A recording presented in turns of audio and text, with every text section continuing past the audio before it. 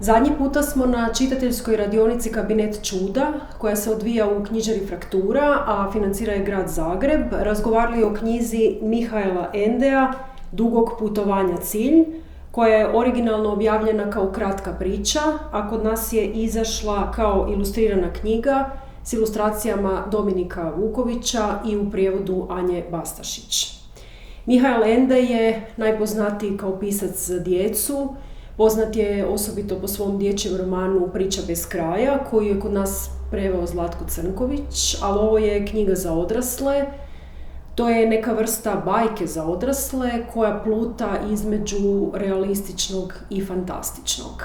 Ende ovdje pripovijeda o djetinjstvu bogatog dječaka Cyrila Abercrombija, čiji je otac engleski diplomat, a majke nema nigdje na vidiku, i on raste po jako luksuznim hotelima, naoko ima sve što mu treba, ali zapravo s nikim ne razgovara, s nikim nema normalni kontakt, nikomu nije posvećen i zahvaljujući tome pretvara se u jednu vrlo hladnu osobu bez ikakvog suosjećanja. Jednoga dana u hotelu susreće djevojčicu koja plače jer čezne za svojim domom i on u razgovoru s njom shvaća da zapravo nikada za ničim nije čeznuo. Mislim da je to jako dobar moment u kojem nas pisac pita možemo li čeznuti za nečim što nismo nikada imali. Možemo li osjetiti da nam to nedostaje. Cyril postaje bogati nasljednik, besciljno luta, puno putuje i slučajno nailazi na sliku koja se zove Dugog putovanja cilj. Ona prikazuje jednu palaču od mjesečeva kamena i on postaje tom slikom potpuno opsjednut, satima se zatvara promatrajući je, čini mu se da može vidjeti njezine dvorane i hodnike, kao da je zapravo nekad tamo već bio. Tu se postavlja pitanje konstrukta vremena. Naime, ako je svijet bezvremen, ako smo mu mi dodali kategoriju vremena, možemo li se onda sjećati nečega što se još nije dogodilo, nego se treba dogoditi tek u budućnosti. I tako Cyril putuje, traži to mjesto i na kraju romana, to jest na kraju ove kratke priče, zapravo nije baš točno jasno da li je on uspio naći to za čime je tragao.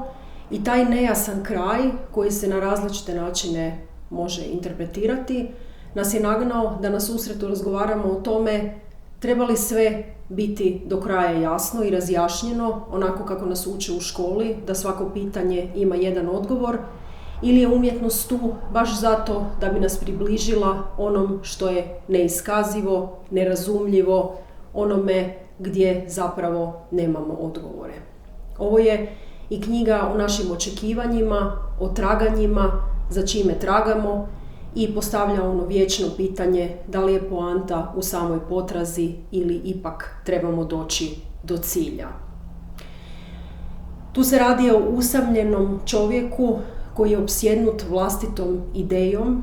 On nas je podsjetio na neke druge slične likove iz svjetske književnosti, na Doriana Greya, Oscara Wilda, malo i na Jozefa K.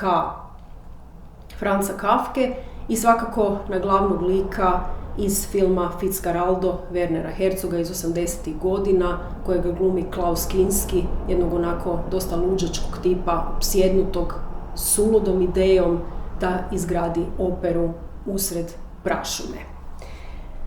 Čitajte ovaj povremeno nejasan i malo neobičan tekst Dugog putovanja cilj.